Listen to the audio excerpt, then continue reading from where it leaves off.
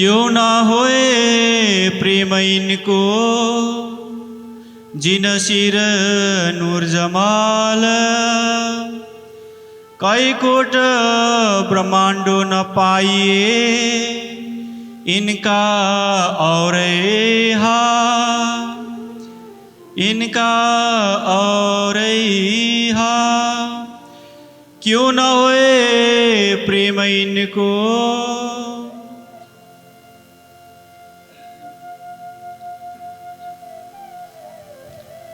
अक्षराती धाम धनिनी श्री महामती जी के धाम हृदय से परिक्रमा के इस प्रकरण में दर्शाया है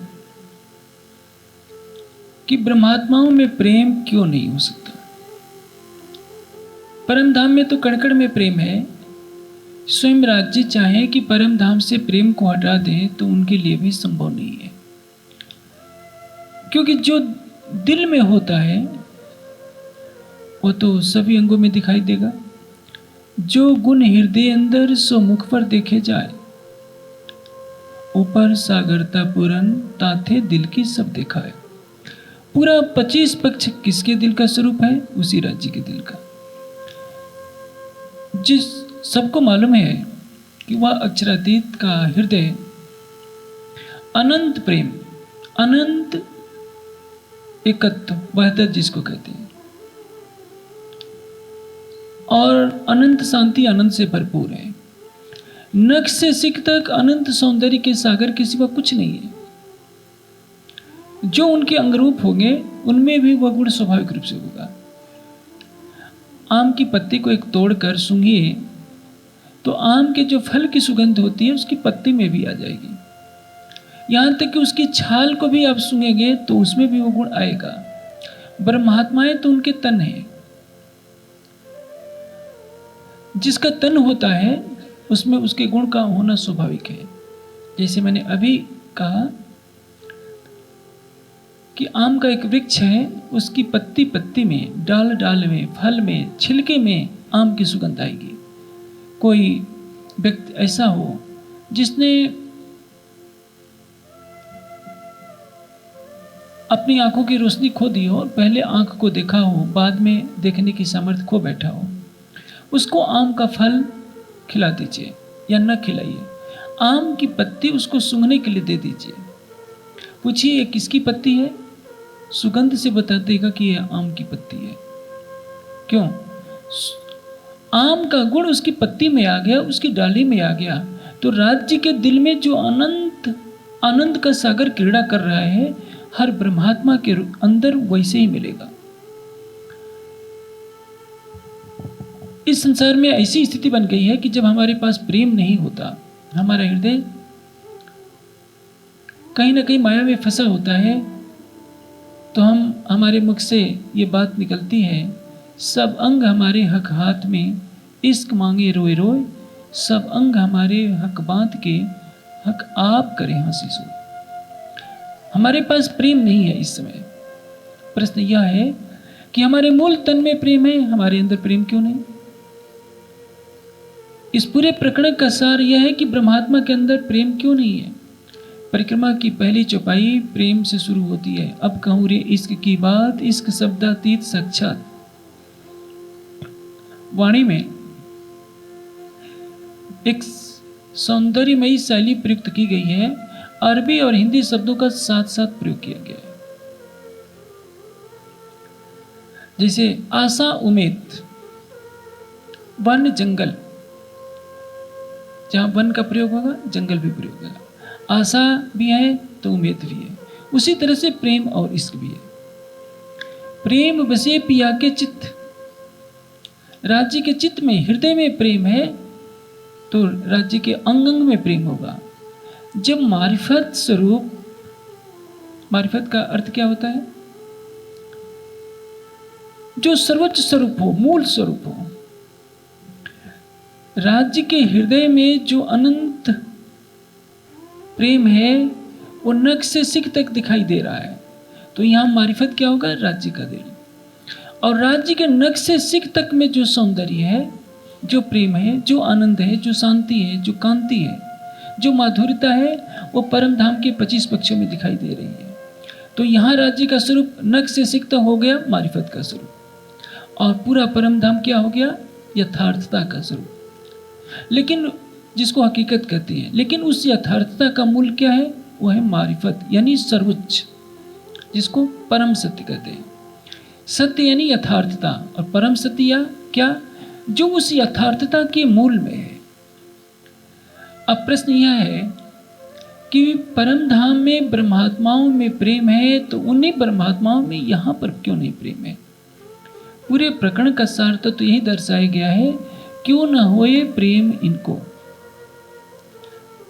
परम धाम में तो प्रेम रहेगा, हर चौपाई में यह दर्शाया गया है कि इस कारण से इनमें प्रेम है। लेकिन प्रश्न यहाँ खड़ा होता है कि जब हमने माया का तन धारण किया है तो यहाँ भी हमारे अंदर प्रेम होना चाहिए, लेकिन देखने में ऐसा नहीं होता। हर सुंदर साथ में समान रूप से प्रेम नहीं होता। इसका मूल कारण क्या है? आत्मा ने यहाँ जीव के तन को धारण किया है। हर जीव का संस्कार अलग अलग है। जो संस्कार मिहिराज के जीव का है वह बिहारी जी के जीव का नहीं है। वही संस्कार छत्रसाल जी के जीव का जो संस्कार है वह संस्कार औरंगजेब के जीव का नहीं है। दोनों में 36 का आंकड़ा है। लालदास जी के जीव का संस्कार अलग है, मुकुंद दास जी के जीव का संस्कार अलग है, और सबके अंदर परम धाम की आत्मा है। शाकुंडल और सकमार को हमारी जागनी लीला का प्रमुख कहा जाता है, जिसको वाणी की भाषा में सरदार कहते हैं। लेकिन दोनों का स्वभाव एक दूसरे से उल्टा है। एक श्रीजी पर फिदा है और एक विरोध में खड़ा है। कहीं ना कहीं शरीयत का बहाना बनाता है, सत्ता का बहाना बनाता है। दोनों आत्माएं कहीं ना कहीं राज्य को चाहती हैं, लेकिन उनके जीव पर जो आवरण पड़ा है माया का, वह उल्टा कार्य करने के लिए विवश कर देता है। सर्वप्रथम हमें मूल की तरफ जाना होगा, और इसको एक सांसारिक दृष्टांत से समझा जा सकता है। आप ऑफिस में अपने मातहत पर, यानी अपने छोटे कर्मचारी पर बरस रहे हैं, लाल पीले हो रहे हैं। आपके क्रोध का ठिकाना नहीं, क्योंकि उसने कुछ क्षति कर दी है, गलत कार्य कर दिया है। आप उसको फटकार रहे हैं, आप बड़े अधिकारी हैं और उसको नौकरी से निकालने की धमकी दे रहे हैं। वो बेचारा सिर नीचे झुकाए आपके अधीन कार्य करने वाला कर्मचारी बाहर निकल जाता है कि आज साहब खफा हैं, पता नहीं मेरी रोजी रोटी का क्या होगा। उसी समय आपका बचपन का मित्र आ जाता है, जिसको आपने 20 वर्षों से देखा नहीं है। वही आप हैं जो लाल पीले हो रहे थे। थोड़ी देर में आपके चेहरे की भंगिमा बदल जाती है, आप उससे गले मिलते हैं और अपने बचपन के दिनों में लौट जाते हैं, जब आप उसके साथ खेला करते थे, स्नान किया करते थे, हंसी मजाक किया करते थे। अब भूल गए कि ये मेरा ऑफिस है, सारी मर्यादाओं को तोड़कर उसकी आवभगत करने में लग जाते हैं। व्यक्ति एक है, चेतन एक है, उसकी लीला बदल जाती है। उसी तरह परम धाम में एक अक्षरातीत है, स्वलीला अद्वैत। लीला रूप में उसके 2 स्वरूप दृष्टिगोचर हो रहे हैं। एक में वो केवल प्रेम ही प्रेम का स्वरूप धारण किए हुए हैं, और उसी के तन रूप सखियां हैं, श्यामा जी हैं, खूब खुशहालियां हैं। परम धाम के 25 पक्ष हैं। रूहे तन हादी का, हादी तन है हक, नूर तन नूर जमाल का। अक्षर ब्रह्म भी उन्हीं का तन है।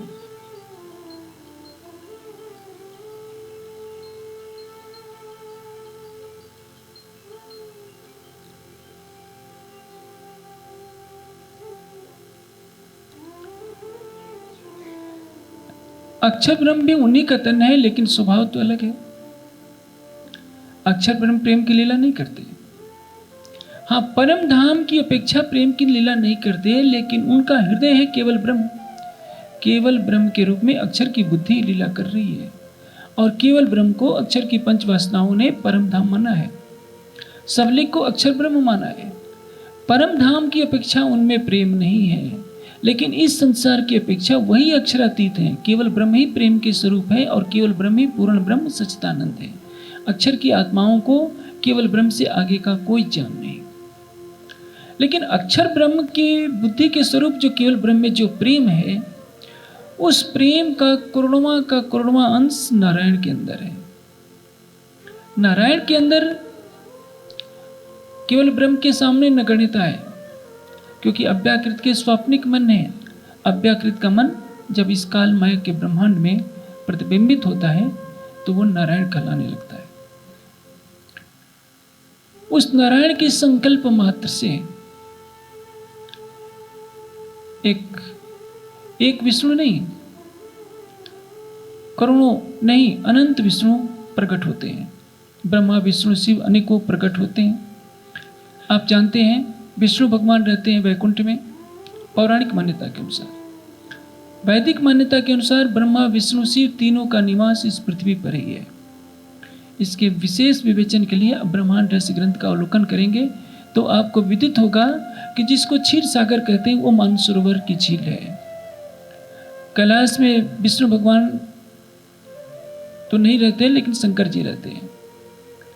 कैलाश में यदि शंकर जी रहते हैं तो ब्रह्मा जी भी हिमालय और पुष्कर वगैरह क्षेत्रों में रहते हैं।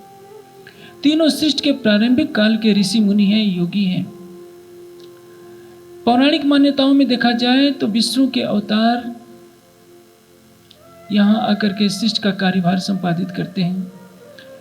ब्रज लीला विष्णु के जीव के अंदर की जाती है,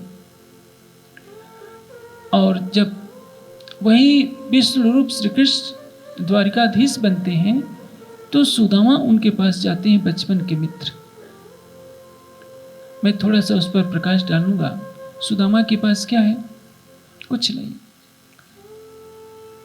2 मुट्ठी चूड़ा जिसको कहते हैं, जिसका आप पोहा बनाकर खाते हैं, उनकी पत्नी ने दे दिया होता है, गरीबी से तंग आकर के, कि आप जाइए तो आपके बचपन के मित्र कृष्ण हैं, कुछ तो आपकी सहायता करेंगे।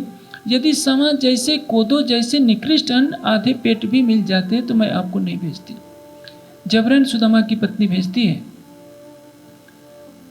द्वारिकाधीश श्री कृष्ण के पास।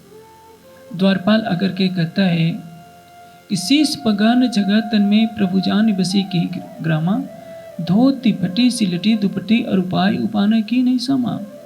द्वार खड़ो दिज दुर्बल देख, रहियो चकिसो बसधा अब रामा, पूछत दीन दयाल को धाम, बतावत आपनो नाम सुदामा। ऐसा वह व्यक्ति है जिसके सिर पर पगड़ी नहीं है, शरीर में कोई कुर्ता नहीं है, जो धोती लपेटे है वो कई जगह से फटी हुई है,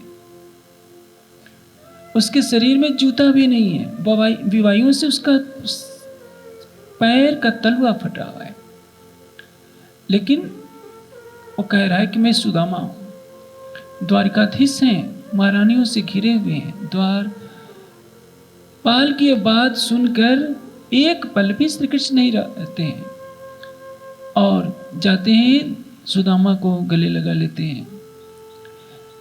स्थिति क्या होती है कि देख कि सुदामा की दीन दशा, करुणा करके करुणा निधि रोए, पानी परात को हाथ छुओ नहीं, नैनन के जल सो पग धोए। ये है योगेश्वर श्री कृष्ण का अपने बचपन के मित्र के प्रति प्रेम। वो भूल गए कि मैं द्वारिकाधीश हूं, आप तो परमधाम के ब्रह्ममुनि हैं। आप यदि अरबोपति बन जाएं, आपके घर कोई गरीब सुंदर साथ आए तो आप कैसा व्यवहार करते हैं, अपने दिल से पूछ सकते हैं। वो योगेश्वर श्री कृष्ण है, कोई उनको अहंग नहीं कि मैं द्वारकाधीश हूँ। वो मूल संबंध को निभा रहे हैं कि बचपन में हमने एक साथ सांदीपन ऋषि के आश्रम में विद्या अर्जन किया है, ये हमारे बचपन का मित्र है। आज के युग में तो यदि बच्चे ऊंचे पद पर चले जाते हैं तो अपने माता पिता यदि गांव के हों, रूप रंग अच्छा नहीं हो, कपड़े अच्छे न हो, उनके मित्र यदि पूछते हैं कि कौन है तो क्या कहते हैं, कौन सी भाषा बोलते हैं, सबको मालूम है। अपने मित्रों के सामने अपने पिता को पिता कहने में भी आज की नई पीढ़ी झिझक महसूस करती है, क्योंकि बाह्य रूप ही सब कुछ आजकल हो गया है। अच्छे कपड़े, अच्छी दिखावटी गाड़ियाँ, उसी को तो सब कुछ तोला जा रहा है कि यही सब कुछ है। एक योगेश्वर श्री कृष्ण इतना प्रेम दिखाते हैं, इसका कारण क्या है? जो प्रेम योगेश्वर श्री कृष्ण में है वह प्रेम दुर्योधन के अंदर नहीं, वह शकुनी के अंदर नहीं, वह दुशासन के अंदर नहीं। इसका कारण क्या है? उनमें तमोगुण और रजोगुण की प्रवृत्ति है। काल माया में हमारे जीवों में जितना ही रजोगुण रहेगा, जितना ही तमोगुण रहेगा, उतने ही आसक्ति का साम्राज्य रहेगा, मोह का साम्राज्य रहेगा। कोई व्यक्ति अपने बच्चे से लगाव रखता है तो इसका मतलब ये नहीं कि वो बच्चे से प्रेम रखता है। उसके लगाव में कुछ स्वार्थ है, क्योंकि वो उसका बेटा है। जो लगाव हमें अपने बेटे से है, वही लगाव पड़ोस के बेटे से भी हो जाए तब उसको हम प्रेम कहेंगे, क्योंकि उसमें कोई स्वार्थ नहीं है। गाय जब बच्चा जन्मती है तो आप देखिए, उसके बच्चे को आप छुएंगे तो मारने दौड़ती है, उसको लगता है कि ये कोई हानि पहुंचा सकती है। ये तो पशु पक्षी कीट पतंग भी अपनी संतान से प्रेम करते हैं, इसको कहते हैं आसक्ति। शेरनी अपने बच्चों को खिलाने के लिए न जाने कितने हिरणों को, जानवरों को मार करके लाती है और अपने बच्चे को खिलाती है, इसको कहते हैं मोह। अपने बच्चे को खिलाने के लिए वो किसी का भी खून करने में जरा भी झिझक नहीं करती, वो सोचती नहीं कि इसको कितनी पीड़ा होगी। लेकिन हर प्राणी के अंदर एक कोमल दिल होता है। रजोगुण और तमोगुण के आवरण से उस कोमल दिल पर एक पर्दा पड़ गया होता है। एक बार प्रोफेसर साहब ने, अपने रामचंद्र जी ने मुझे एक दृश्य दिखाया मोबाइल में, इंटरनेट से। बर्फ गिरी हुई थी और एक बाघिन बंदरी का शिकार करती है। कुछ खाने को था नहीं, बेचारी बंदरी कुछ खाने की खोज में वन में भ्रमण कर रही थी। चारों तरफ जमीन पर, वृक्षों पर बर्फ ही बर्फ दिखाई दे रही थी। उसने पल भर में बंदरी का शिकार तो कर लिया, लेकिन उसकी गोद में जो 2-4 दिन का बच्चा था वो गिर पड़ता है। अब वो, उसको ममता आ जाती है शेरनी को। वो देखती है कि ये तो बच्चा मासूम है। बच्चे को क्या पता कि कौन शेरनी है, कौन मेरी माँ है। वो तो मासूमियत में जी रहा है। उसके मासूम भरे चेहरे ने शेरनी का भी दिल पिघला दिया। मैंने उस दृश्य में देखा, वो कोई फिल्म की कहानी नहीं, सच्ची घटना है। वो शेरनी देख रही है कि बंदरी तो मर गई। वो बंदरी का मांस नहीं खाती है, क्योंकि उसके अंदर मातृत्व जागृत हो जाता है। वो उस बच्चे को अपने पंजों में जकड़ करके वृक्ष पर चढ़ जाती है, क्योंकि उधर बर्फबारी हो रही है। अपने सीने से लगाकर उसको ढक करके सोने का प्रयास करती है, क्योंकि रात का समय भी है, कुछ दिखाई नहीं पड़ रहा है। वो सोचती है कि मैं अपने शरीर की गर्मी इसके अंदर दे दूंगी तो इसका जीवन बच जाएगा। आप देखिए, उसकी माँ को उसने मार डाला अपने खाने के लिए, लेकिन जब यह देखती है कि ये बंदरी अपने बच्चे को कैसे जीवित रखेगी, क्योंकि ये तो स्वयं मर चुकी है, तो भरपूर प्रयास करती है कि मैं इसके बच्चे को मरने न दूं। लेकिन सारे प्रयास करने पर भी वो बच्चा मर जाता है, क्योंकि दूध कहाँ से पिए। उस समय शेरनी के पास उसको पिलाने के लिए कोई साधन नहीं था। ठंड में वो अपने प्राण छोड़ देता है। उस समय शेरनी बहुत व्यथित महसूस करती है। एक पशु पक्षी के अंदर इतनी दया होती है। आप बड़े बड़े शहरों में जाइए, मनुष्य की संवेदनशीलता कहाँ तक है। पड़ोस से अर्थी उठ रही होगी और बगल में व्यंजन खाए जा रहे हैं, हंसी के ठहाके लगाए जा रहे होंगे, पिक्चरें देखी जा रही होगी, जैसे कि कुछ हुआ ही न हो। एक मानव अपने से संगी संबंधियों से प्रेम करता है, लगाव रखता है। प्रेम शब्द में नहीं कहूंगा। प्रेम का तात्पर्य क्या है? आप जिससे प्रेम करते हैं उससे कुछ चाहत ना रखते हैं।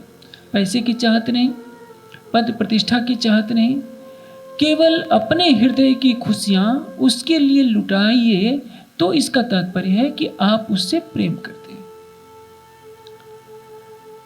यदि किसी के पद के कारण, उसके सौंदर्य के कारण, उसकी किसी विशेषता के कारण आप केवल उससे लगाव रखते हैं, तो ये शुद्ध प्रेम नहीं हुआ। हाँ, मूल संबंध के कारण। जैसे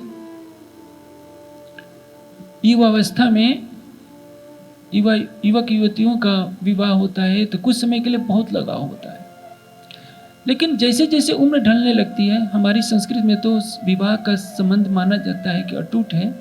विदेशों में तो क्या, मन बहलाने का एक साधन है विवाह। आज इससे विवाह करेंगे, हो सकता है 6 महीने के बाद ही तलाक हो जाए, क्योंकि उनका संबंध दिल से नहीं जिस्म से होता है। बुढ़ापे में भी वैसा ही लगाव बना रहे जो 25-30 साल की अवस्था में था, तो हम मान सकते हैं कि पति पत्नी में सच्ची आत्मीयता है, वो दिल से चाहते हैं। भारतीय संस्कृति में विवाह का संबंध दिल से पहले जोड़ा जाता है, शरीर से बाद में। अब हम इस संसार के धरातल पर देखें, एक पिता अपने परिवार के भरण पोषण के लिए बहुत कष्ट उठाता है, माता भी कष्ट उठाती है। माता का मातृत्व स्नेह है अपने बच्चे के साथ, पिता का भी बच्चे के साथ मातृत्व वात्सल्य स्नेह है, बच्चे को भी माता पिता से लगाव है। तीनों एक दूसरे से बंधे हुए हैं, क्योंकि हर चेतन प्राणी में स्नेह का कहीं न कहीं बीज छिपा रहता है। भले ही परम धाम में अनंत प्रेम है, उस प्रेम की एक बूंद बेहद मंडल में आ जाती है। उस बेहद मंडल को एक अनंत सागर माने तो उसकी एक बूंद नारायण के पास आ जाती है, और उस नारायण के अंदर जो प्रेम का सागर मान लिया जाए तो उसकी एक बूंद इस पृथ्वी पर आकर के संसार के सारे प्राणियों को जीवन दान देती है। यदि उसको भी हटा दिया जाए तो इस सृष्टि का हर प्राणी राक्षस हो जाएगा। आप देख रहे हैं ना, मैंने दृष्टांत दिया और यह सच्ची घटना है कि उस बंदरी के बच्चे को वो शेरनी मार नहीं पा रही है। लेकिन आप जापान में चले जाएंगे, हांगकांग में चले जाएंगे। हांगकांग किसका देश है? पैसे वालों का। वहाँ के रेस्टोरेंट में मनुष्य के बच्चे का मांस खा रहा है खूब चाव से। उससे अच्छा तो जानवर है। स्वाद के लिए आज का मनुष्य 5 स्टार होटलों में बैठकर मनुष्य के गर्भ के गिराए हुए बच्चे को या नवजात शिशुओं के मांस खा रहा है। गवर्नमेंट उसको मान्यता दे रही है, जिसकी जो इच्छा हो खाए। कहाँ गई मानवता? अब ऐसी मानव योनि में हमारा जीव है, इस जीव पर हमारी आत्मा है। आत्मा को परम धाम की तरफ से फरामोशी हो चुकी है। आत्मा को कुछ मालूम नहीं कि प्रेम क्या होता है, अक्षरातीत कौन से पक्षी का नाम है, कुछ मालूम नहीं है, क्योंकि वो शरीर को उसने पकड़कर शरीर की आकृति को अपना रूप मान लिया और अपना स्वरूप भी मान लिया। जैसे आप सुंदर साथ हैं, आपको धूप में रख दिया जाए तो आप भी क्या बोलेंगे? मुझे बहुत धूप लग रही है। भूख प्यास मान अपमान सबका अनुभव किसको होता है? अंतःकरण को। जीव अंतःकरण की अनुभूतियों को केवल जानता है, इसलिए व्यवहारिक रूप में उसको कर्ता और भोक्ता कहते हैं। आत्मा दृष्टा है, लेकिन जीव अपने शुद्ध स्वरूप में स्थित हो जाएगा तो वो मान अपमान से परे हो जाएगा, सुख और दुख से परे हो जाएगा।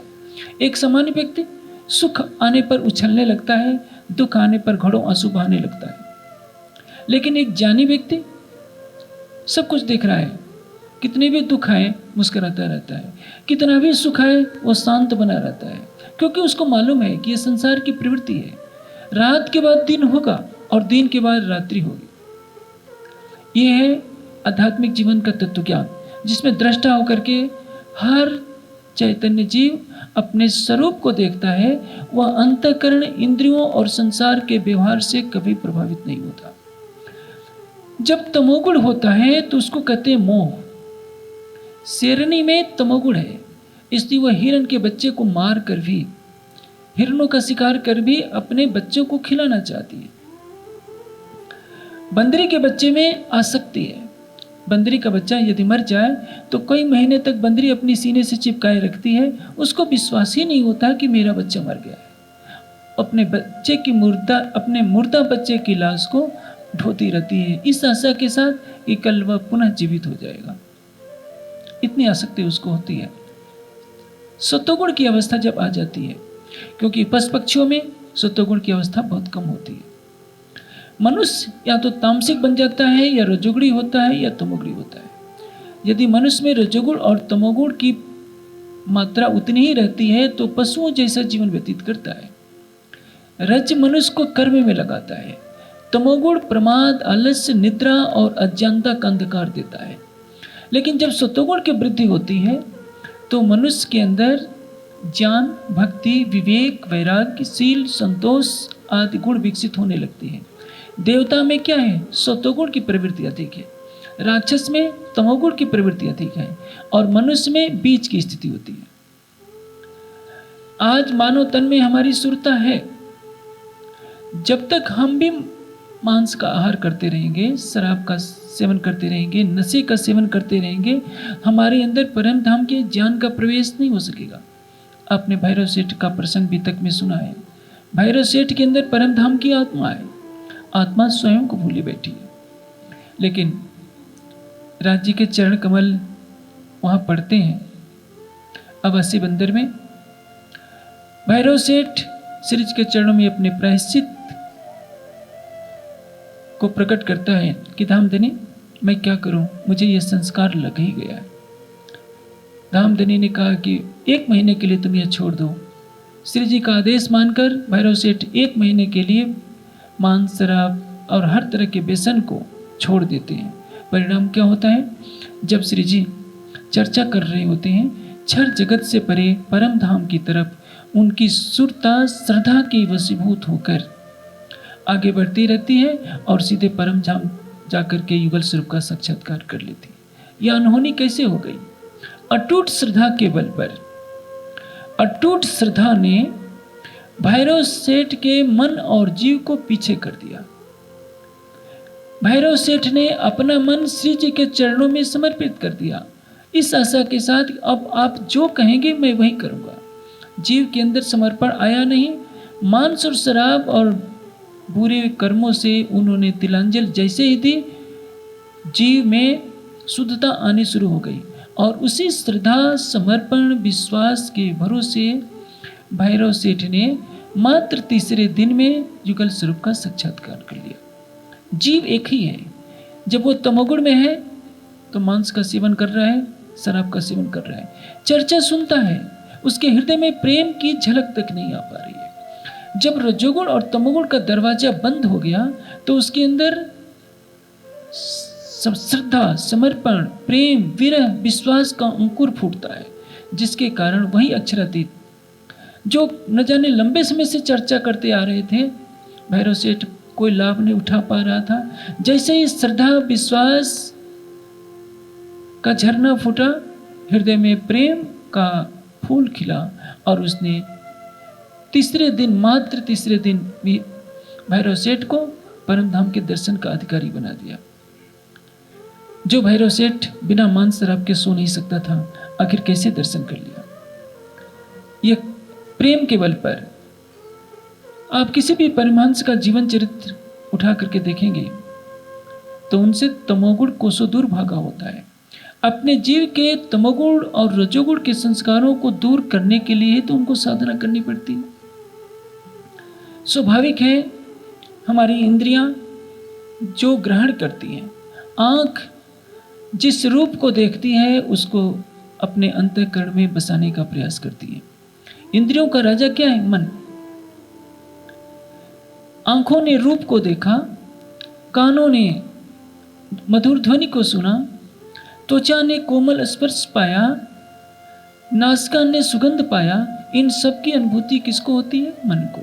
मन से वह अनुभूति कहाँ पहुंचती है? जीव में। जीव इनके बंधनों में बंधा रहता है।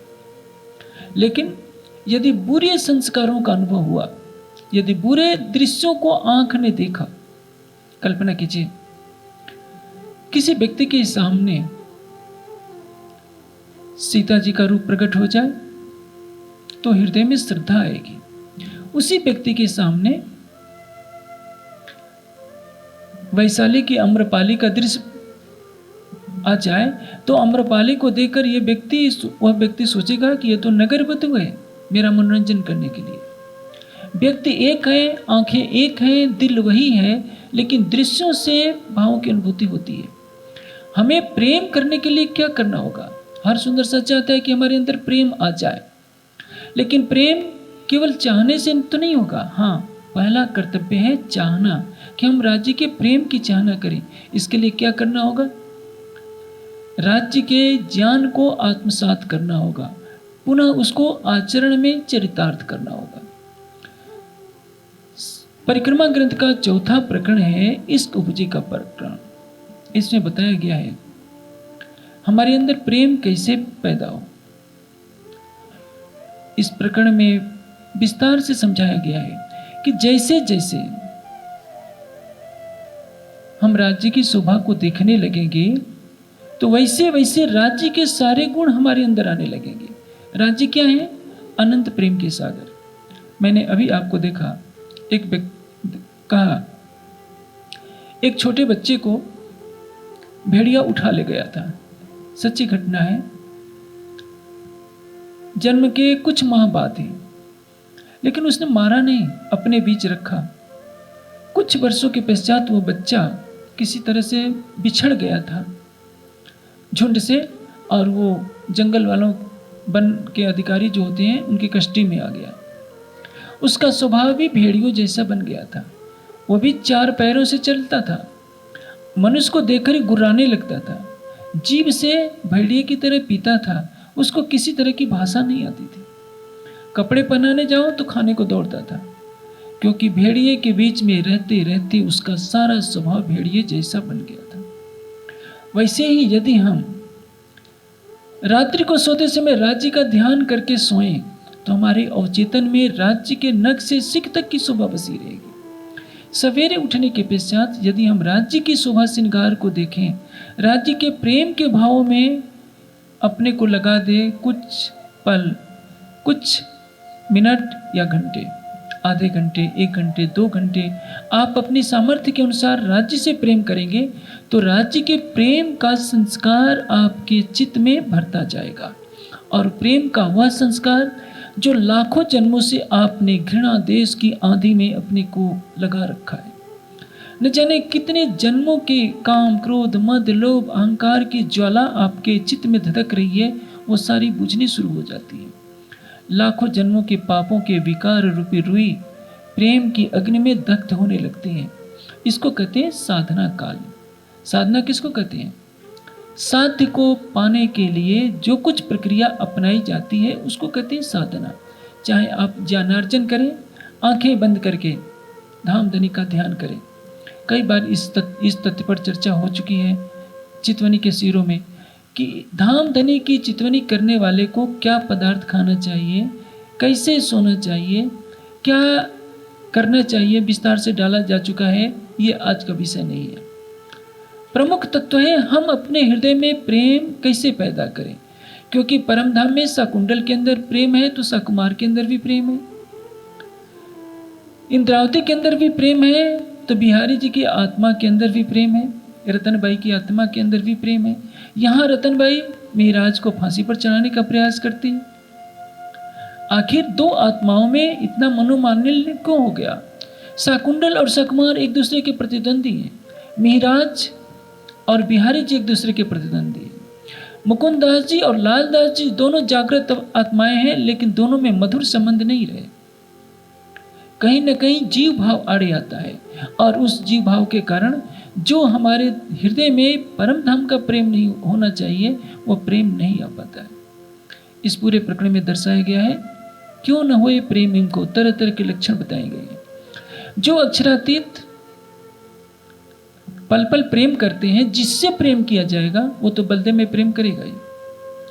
आप घर में कुत्ता पालते हैं, आप उसको दुलार करके खाने को देते हैं तो आपसे लिपटता है, वो छिलाएगा। लेकिन यदि आप घर में आते ही कुत्ते पर डंडे से वर्षा करने लगे तो देखते ही भागने लगेगा, हो सकता है भौंकने लगे, उसका बस चले तो आपको काट भी खाएगा। प्रेम के बस पर, प्रेम के बस में तो पशु पक्षी हो जाती है। मैं तो देख नहीं पाता, लेकिन जहाँ तक मेरी जानकारी है डिस्कवरी में दिखाया जाता है कैसे विदेश वाले शेर शेरनी को भी बस में कर लेते हैं, उनके साथ खुले घूमते हैं। वो उनको शेर शेरनी नहीं काटते, क्यों?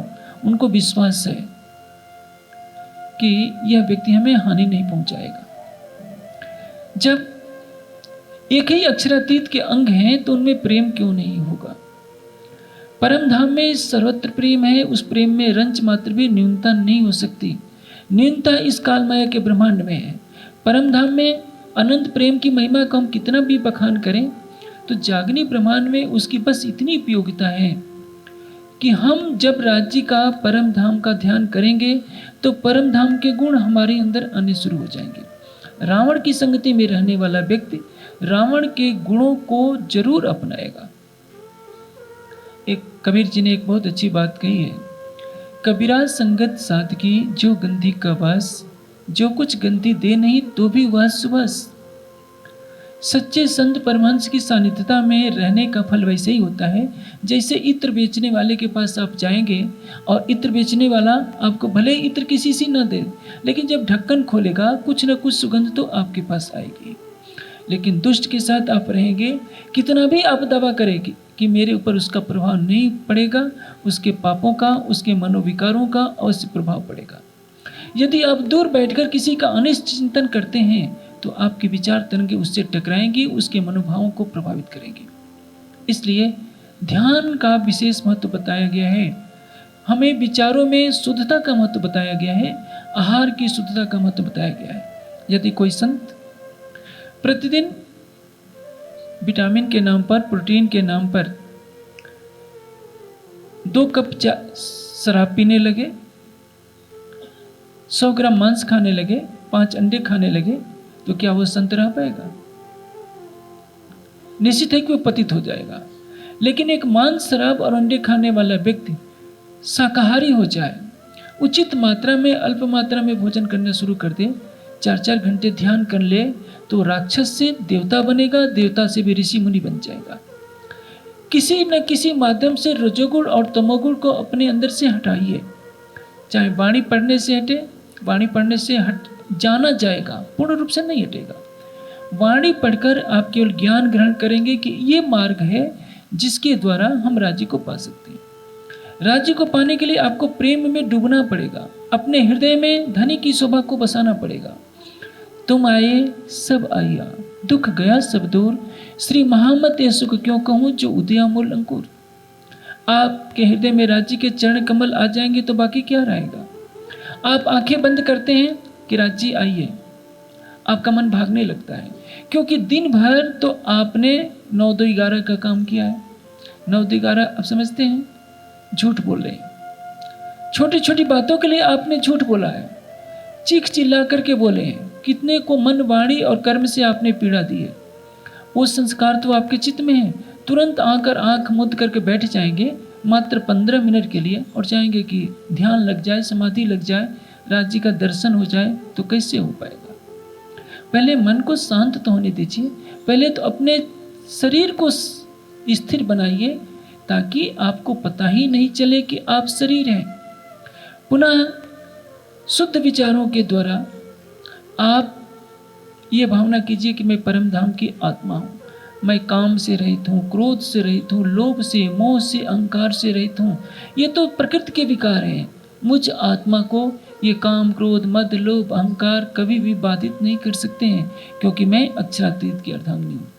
जब उच्च विचारों में आप खोएंगे और राज्य के नख से सिख तक की शोभा को निहारेंगे, राज्य का स्वरूप आएगा, अदृश्य हो जाएगा। लेकिन आप धैर्य न छोड़िए, यह प्रयास हमेशा बनाए रखें। धीरे धीरे ऐसा होता जाएगा, अब आपका मन संसार से हटने लगेगा, क्योंकि करत करत अभ्यास से जड़मति होत सुजान।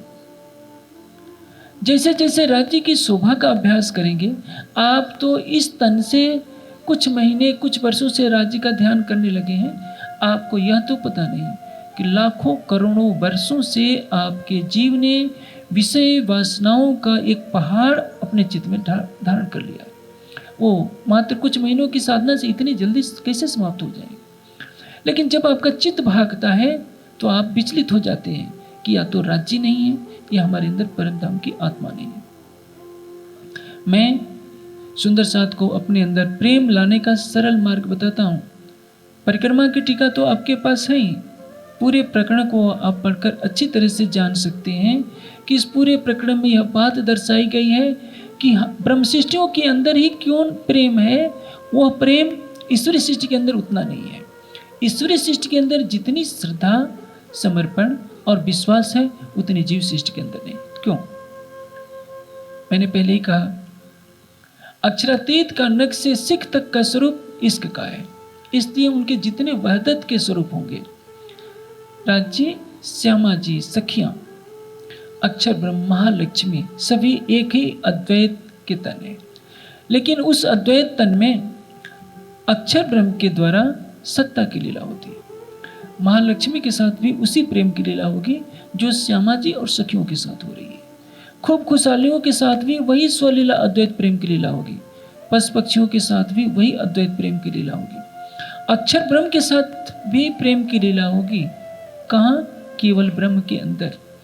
केवल ब्रह्म के अंदर अक्षर का स्वरूप केवल ब्रह्म के रूप में क्रीड़ा कर रहा है और उसके अंग रूप सखियां केवल ब्रह्म को रिझाती हैं और ईश्वरी सृष्टि यही मानती है कि केवल ब्रह्म अक्षरातीत पूर्ण ब्रह्म सच्चिदानंद है। जैसे गांव में एक चौधरी को धनवान माना जाता है। वह चौधरी जब किसी नगर में जाता है, टाउन में जाता है, तो सोचता है कि मैं तो यहाँ बहुत गरीब हूँ। उस टाउन का यानी नगर का जो धनवान सबसे बड़ा व्यक्ति होता है, किसी महानगर में यानी सिटी में जाता है तो वो सोचता है कि यहाँ तो मैं गरीब हूँ, मेरे जैसे न जाने यहाँ कितने हैं। उस महानगर का भी धनवान व्यक्ति जब विश्व के सबसे बड़े उद्योगपतियों के बीच में जाता है तो सोचता है कि मैं तो कहीं भी नहीं ठहरा। बस ये बात है। काल माया के तामसी और राजसी जीवों की अपेक्षा विष्णु और नारायण में करोड़ों गुना प्रेम है। इन तामसिक जीवों की अपेक्षा देवताओं में अधिक प्रेम होता है। देवताओं से अधिक प्रेम नारायण में होता है। नारायण से करोड़ों गुना प्रेम अक्षर की चतुष्पाद विभूति में होता है और उससे अनंत गुना प्रेम परम धाम के कण कण में होता है। यह भूमिका और लीला का अंतर है। आप बैठे हैं काल माया के इस ब्रह्मांड में। आपका रहन सहन काल माया के जीवों जैसा ही हो चुका है, क्योंकि आप तो जीव भाव में खोए रहते हैं। आपका मित्र है कोरा से कोरा जीव, वो तो तामसिक पदार्थ खाएगा। आप देखेंगे तम्बाकू में कौन सा स्वाद होता है मुझे तो नहीं मालूम, लेकिन खाने वालों ने बताया कि बहुत कड़वा लगता है। लेकिन मनुष्य कितना व्याकुल होता है तम्बाकू खाने के लिए। सब कुछ छोड़ सकता है, तम्बाकू उससे नहीं छूटती। मांस नहीं छूटता, शराब नहीं छूटता, नशा नहीं छूटता। अफीमची को कहे कि अफीम छोड़ दो, कहेगा कि नहीं मैं इसके बिना मर जाऊंगा। पूछा जाए क्या ऐसा लगता है, कहेगा कि स्वाद तो कुछ भी नहीं है, लेकिन इसके बिना रहा नहीं जाता, क्योंकि उसके अंदर उसका संस्कार बस गया है। आपके अंदर परम धाम की आत्मा है, लेकिन रजोगुण और तमोगुण के विकारों को अपने जीव से अलग नहीं कर सकती, तो उसके हृदय में प्रेम का सागर लहरा रहा होगा, लेकिन वो उसकी सुगंध तो नहीं मिल पा रही है। इस आवरण को हटाना है, जीव भाव से परे होना है ज्ञान के द्वारा, आत्म भाव में डूबना है और जीव को पूर्णतया रज और तम से अलग करने के लिए प्रतिदिन राज्य के भाव में डूबते हुए राज्य के नख से सिख तक की शोभा को आत्मसात करना होगा। एक परमहंस में और एक सामान्य व्यक्ति में अंतर क्या होता है? क्योंकि परमहंस की रात्रि युगल स्वरूप के ध्यान में बीतती है और एक सामान्य गृहस्थ की व्यक्ति वो रात्रि को तो आम के तीखे अचार खाएगा। जानते हैं ना, अपने देश में कई जगह ऐसा है कि सारी सब्जी लाल मिर्ची से लाल ही लाल दिखाई देती है। उसमें खूब खटाई डालते हैं, खूब लहसुन डालते हैं, खूब प्याज डालते हैं, और ऐसा खाकर के आप ध्यान में बैठेंगे तो क्या ध्यान लगेगा आपका? आप कहोगे कि वाणी ही गलत है, चितवनी ही गलत है। ये नहीं है। आपको यह तो सोचना होगा कि रज और तम से आप अपने मन को पृथक नहीं कर पाएंगे, तो आपकी मन की चंचलता राज्य की शोभा को आपके हृदय में बसने ही नहीं देगी। जब हृदय में शोभा नहीं बसेगी तो जिस जीव ने लाखों जन्मों से माया का विकार झेला है, उस जीव के अंदर प्रेम कहाँ से आ पाएगा? सुंदर साथ की आत्म जागृति में जो देरी हो रही है, इसका मूल कारण यह है कि प्रायः सुंदर साथ राज्य की शोभा श्रृंगार को अपने हृदय में बसाने का प्रयास तो करता है, लेकिन सही तरीके से नहीं बसा पाता। न तो उसका निर्देशन सही हो पाता है, न वह दृढ़ता से उस पर आरूढ़ रहता है कि ध्यान नहीं लग रहा है तो न लगे, एक दिन मैं ध्यान लगाकर ही रहूंगा। शेरपा तेन सिंह ने माउंट एवरेस्ट पर चढ़ने का प्रयास किया था, असफल हुआ। वो निराश नहीं हुआ, उसने दृढ़ संकल्प किया कि मेरे प्रयास करने पर भी यदि सफलता नहीं मिली है तो माउंट एवरेस्ट एक दिन में तुम पर विजय पताका फहराऊंगा। और वो व्यक्ति परिश्रम करता है और एवरेस्ट पर पताका फहरा कर ही रहता है। हम सुंदर साथ जानते हैं कि राज्य हमारे प्राण की नली से निकट है, लेकिन हम पुरुषार्थ करना नहीं चाहते। राज्य तो सब कुछ देने वाले हैं, लेकिन जिस जीव ने लाखों जन्मों में विषय वासनाओं के पहाड़ को अपने चित्त में बसा रखा है, उसका प्रायश्चित तो करना पड़ेगा। आपको रज और तम को ठोकर मारनी पड़ेगी, हृदय में प्रेम की रसधारा लानी पड़ेगी, विरह की अग्नि में उन विकारों को जलाना होगा। तब आपका चित्त शांत होगा, मन शांत होगा। न अशांत मानसो अपि प्रज्ञानेन एनम अपना, कठोपनिषद का कथन है, अशांत मन वाला भी, चंचल मन वाला भी, रज और तम से जिसका मन चंचल हो गया है, वह कभी भी अपने हृदय में प्रेम का अधिकार नहीं पा सकता है।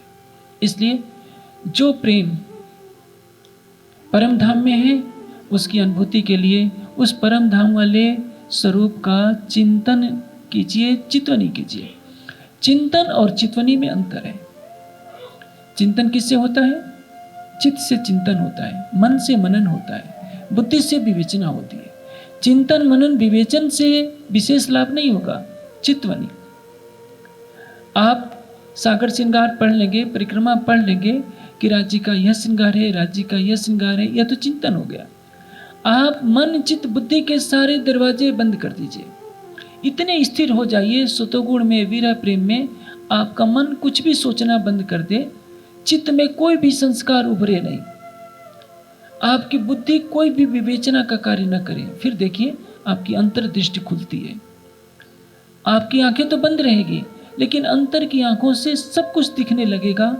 जैसा आप बाहर की आंखों से देखते हैं, वैसे ही अंतर की आंखें से दिखाई देगा। यदि आपने प्रारंभिक ध्यान की अवस्था में गुम्मट जी की सेवा पर ध्यान केंद्रित किया है, या आपने किसी परमहंस सदगुरु का ध्यान करना प्रारंभ किया है, तो बंद आंखों से वैसा ही दिखने लगेगा जैसे कि मैं साक्षात देख रहा हूँ। ये कब होगा? आपके चित्त की चंचलता के समाप्त होने पर। और चित्त का चंचलता कब बढ़ती है चित्त की? जब आपके अंदर रजोगुण और तमोगुण की प्रबलता रहती है। चाहे वह रजोगुण और तमोगुण आहार से आए, या बुरी संगति से आए, या बुरे विचारों के प्रबल होने से आए, इन सबका निरोध कर दीजिए। अंदर में विरह की ज्वाला धधकाइए। देखिए राज्य श्यामा जी के नख से सिख तक की शोभा आने लगेगी। ज्यों ज्यों अर्श होवे नजीक, त्यों त्यों खेल होवे दूर। जैसे जैसे परम धाम की शोभा आती जाएगी, राज्य की शोभा आती जाएगी, आपके हृदय से माया हटती जाएगी और आपके अंदर प्रेम की सुगंधी बहने लगेगी। यह एक दिन के प्रयास से नहीं होगा। यहाँ जितने सुंदर साथ बैठे हैं, या पूरे देश में जितने भी सुंदर साथ, तो क्या हर प्राणी चाहता है कि मेरे अंदर प्रेम की बयार बहे, लेकिन प्रेम से वो कोसों दूर क्यों रहता है? क्योंकि एक तरफ तो अपने अंतःकरण में रजोगुण और तमोगुण का संस्कार भरता जाता है। जैसे जो सुंदर साथ मिर्च खाने वाले होते हैं, जब ज्ञानपीठ में उनको फीका फीका खाना मिलता है तो कैसे नाक भौं सिकोड़ते हैं कि यहाँ तो घास खाने को मिलता है। याद रखिए, चिंपैंजी को देखे है ना, चिंपैंजी बंदूक की नाल को कमल की डंडी की तरह एक हाथ से तोड़ सकता है। और आप तो कितने मल्टीविटामिन लेते हैं, आपसे तो एक वृक्ष की डाल नहीं टूट सकती है। क्यों? सरसवा का सादा भोजन आपको परम धाम की तरफ ले चलेगा, लेकिन जो आप अपने घर में और विवाह समारोह में चटपटे भोजन करते हैं, लहसुन प्याज मिर्च मसालों का, खटाई का, वह भोजन आपको अज्ञानता की, मोह की ऐसी नींद में सुलाता रहेगा। आप शरीर को तो देखेंगे, अपने मूल तन को नहीं देख पाएंगे। आप अपनी आत्मा के स्वरूप से कोसों दूर हो जाएंगे। इसलिए बाहर इंद्रियों से जो कुछ मिल रहा है उसका मार्ग बंद कर दीजिए। आपकी आत्मा के हृदय में ही आनंद का सागर क्रीड़ा कर रहा है, उसमें डुबकी लगाइए। आप देखिए आपके हृदय में प्रेम की रसधारा क्यों नहीं बहेगी। आपके हृदय में युगल स्वरूप की छवि क्यों नहीं बसेगी? परिक्रमा के चौथे प्रकरण में इसी तथ्य को अनेक प्रकार की चौपाइयों से दर्शाया गया है। इन विद साथ जी जागी बताए देवरे जीवन, श्याम श्यामा जी साथ जी जित बैठे चौक बदन। यही अपनी जागनी जो याद आवे निज सुख, इश्क याही सो आवही याही सो हुई सन्मुख। आपकी जागनी क्या है? इश्क कैसे आएगा? इश्क के स्वरूप का चिंतन कीजिए, चितवनी कीजिए, दोनों करना है। आप रावण का चिंतन करेंगे, रावण जैसे बनेंगे। राम का चिंतन करेंगे, राम जैसे बनेंगे। यदि आप सोचें कि मैं शरीर नहीं हूं, इंद्रियां नहीं हूं, अंतःकरण हूं। एक बार मैं गंगटोक में बैठा हुआ था सुंदर साथ के घर, वो सुंदर साथ भी आए हैं। उनके पड़ोस की एक बहन आई, मछली बहुत खाती थी। मैंने कहा कि तुम मछली क्यों नहीं छोड़ देती हो? उसने कहा मैं कुछ दिनों के लिए छोड़ तो देती हूँ, लेकिन पड़ोस में जब कोई मछली बनाता है तो उसकी सुगंध से मुझे रहा नहीं जाता और मैं खाने के लिए विवश हो जाती हूँ। बताइए, एक इंद्री के कारण है तो मानव, लेकिन ये छोटी सी जीवा, जानते हैं ना जीवा कितनी बड़ी घातक है। कड़वा बोलकर ये सारे रिश्ते बिगाड़ती है। महाभारत का युद्ध किसने कराया? इस कड़वी जीवा ने। रामायण का युद्ध किसने कराया? सीता की कड़वी जीवा ने। यही जीवा कड़वा बोलकर खुद तो छिप जाती है, डंडे किसको खाने पड़ते हैं? बेचारे सिर को। यही जीवा सारे पदार्थों का भक्षण करती है, लहसुन प्याज मिर्च मसाले खूब खाती है, लेकिन जब शरीर छूटने का समय आता है तो उस समय बिल्कुल शांत हो जाएगी। बेचारे जीव को उसके स्वरूप का बोध होने नहीं दिया था। आप उस राजकुमार सिद्धार्थ की जीवनी से प्रेरणा लीजिए। जो राजकुमार सिद्धार्थ 56 व्यंजन खाता था, वैराग्य के वस्त्र धारण करने के पश्चात भिक्षा मांगने जाता है। भिक्षा में उसको मिलता है अति निकृष्ट प्रकार का भोजन। पहला कौर जब मुंह के नीचे रखता है तो उसको बहुत परेशानी होती है, लेकिन अब तो उसने सन्यास के वस्त्र धारण किए कर लिए। अब ये कपिल वस्तु नहीं है कि 56 व्यंजन उसके लिए बनकर तैयार रहेंगे। भिक्षा में ही खाना पड़ेगा और जो कुछ मिले उसी से संतोष करना पड़ेगा। धीरे धीरे वही राजकुमार सिद्धार्थ उसका अभ्यस्त हो जाता है। हम अपनी इंद्रियों को जितना प्रबल बनाएंगे, हमारी इंद्रियां हमको भोग की तरफ प्रवृत्त करती रहेंगी। हम अपने हृदय को जितना कोमल बनाएंगे, उतना ही हमारे अंदर धनी की शोभा बसती जाएगी। मोमिन दिल कोमल कया तो अर्श पाया खिताब। हमारा दिल कोमल होना अवश्य चाहिए। हम मन से, वाणी से, कर्म से किसी का हृदय न दुखाएं। साफ दिल सुहागनी कबहू न दुखावे किन। अब मन में किसी का अनिष्ट न सोचिए, भले ही वो आपका कितना अनिष्ट कर दे। आप कोई ऐसा कटु वचन न बोलिए जिससे किसी का हृदय दुखित होता हो, क्योंकि हमारी ब्रह्म सृष्टि की परिभाषा के विपरीत है। हम कटु वचनों से किसी का हृदय तोड़ते हैं तो कहीं ना कहीं गुनाह करते हैं। मन से, वाणी से, कर्म से किसी का भी दिल न दुखाएंगे तो क्या होगा? राज्य की कृपा हमारे ऊपर बरसेगी, हमारा दिल कोमल होगा। हम संवेदनाहीन हो जाएंगे तो हमें ध्यान में बहुत बाधा पड़ेगी। संवेदनशील बनिए, दूसरों के कष्ट को अपना कष्ट मानिए, फिर देखिए आपका हृदय कितना कोमल होता है। जब आपके हृदय में प्रेम की लहरें उछलने लगेगी तो संसार की ऐसी कोई शक्ति नहीं जो राज्य को आपके हृदय सिंहासन पर बैठने से रोक सके। इसलिए तैयारी आपको करनी पड़ेगी, और इस तैयारी में पहली आवश्यकता है जीव भाव से अलग होना। जीव जिस रजोगुण तमोगुण के बंधन में आकर विरह प्रेम की संपदा से वंचित हो जाता है, उस बाधा को दूर कर देना। इसलिए जब मैं चितवनी के संबंध में इस तरह की बातें करता हूँ तो सुंदर साथ को बहुत कुछ कटु भी लगता है कि भोग में तो आता है, राज्य तरह तरह के अचार खाते हैं, राजन स्वामी हमें रोकते हैं, मिर्च खाने से रोकते हैं। अरे भाई, क्या हफ्से में श्री जी ने अचार खाए? किसी ने यह तो नहीं सोचा कि हफ्से में मिहराज के शरीर की स्थिति क्या थी? सब तन विरहे खाया गल गया लोहो मांस। वो तो पता नहीं अरब जाने से पहले पैसे भर अन्न खाते थे, मिराज को तो चला नहीं जाता था। आप तो सवेरे भी जलपान करते हैं, दोपहर को भोजन करते हैं, रात्रि को भोजन करते हैं, फिर दूध भी पीते हैं। इसके साथ ही आप नकल उतारें कि हमें अचार भी खाना है, क्योंकि भोग में अचार का वर्णन आता है, तो आपकी सुरता कहाँ लगेगी? आपका मन कहाँ शांत होगा? कहाँ से राज्य की शोभा आपके हृदय में चुभेगी?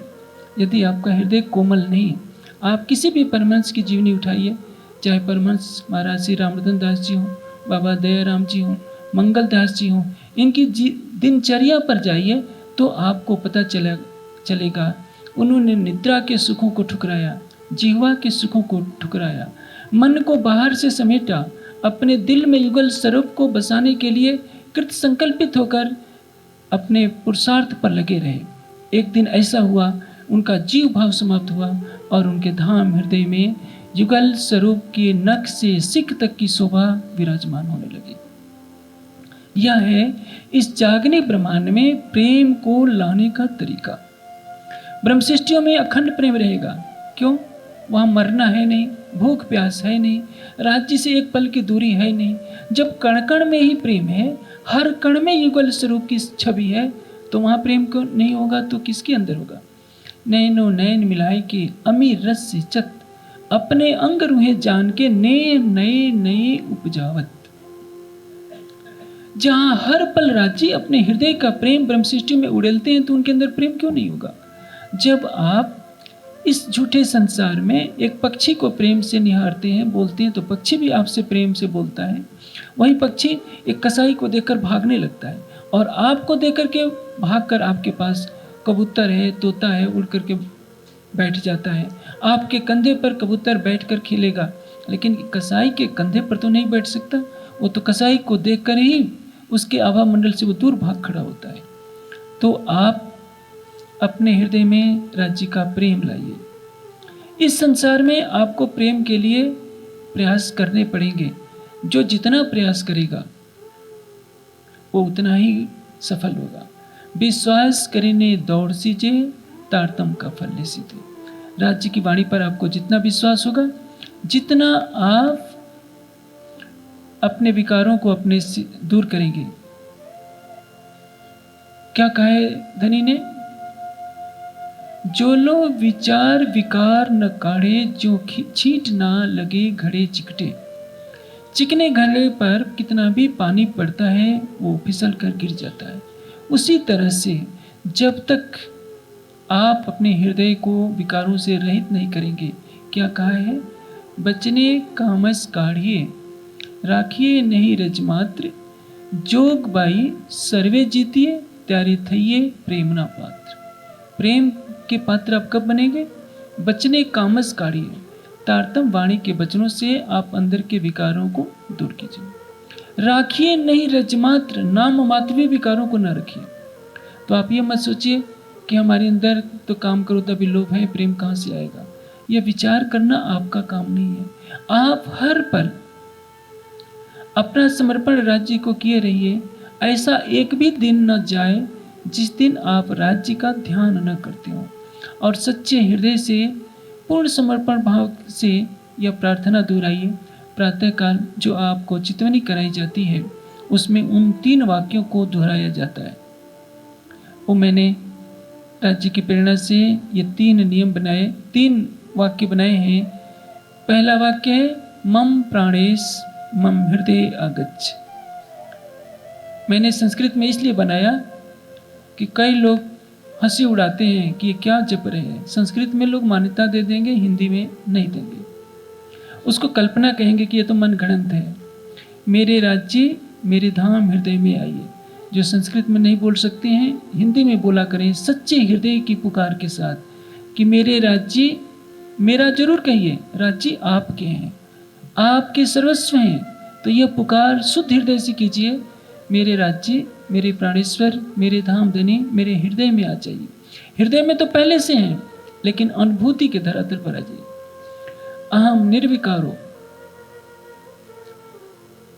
ज्ञान माना भक्ति माना च भवान। मैं विषय वासनाओं से रहित हो जाऊं, आपके ज्ञान का प्रकाश मेरे अंदर आ जाए। और मैं भक्तिमान हो जाऊं। भक्तिमान यानी आपके प्रेम में मैं डूबा रहा हूं। अहम सत्यभाषी मृदभाषी च भवान। सुंदर साथ में कटुता के कारण क्या है? कटु वचन। आप किसी भी स्थिति में किसी को कटु वचन न बोलिए। यदि आपको क्रोध आता है, थोड़े समय के लिए शांत हो जाइए, आंखें बंद कर लीजिए, राज्य से कहिए, राज्य मुझे इस क्रोध रूपी राक्षस से बचाइए। आपके अंदर जो भी कमियां हैं, सच्चे हृदय से पुकार कीजिए, राज्य मुझे इस विकार से बचाइए। एक दिन अवश्य आएगा, आप सारे मनोविकारों पर विजय प्राप्त कर लेंगे। उस समय एक साधारण मनुष्य नहीं रहेंगे। याद रखिए, अरबों पति कोई हो जाए, लेकिन वो वासनाओं का यदि दास बना रहता है तो साधारण प्राणी ही है, चाहे वो चक्रवर्ती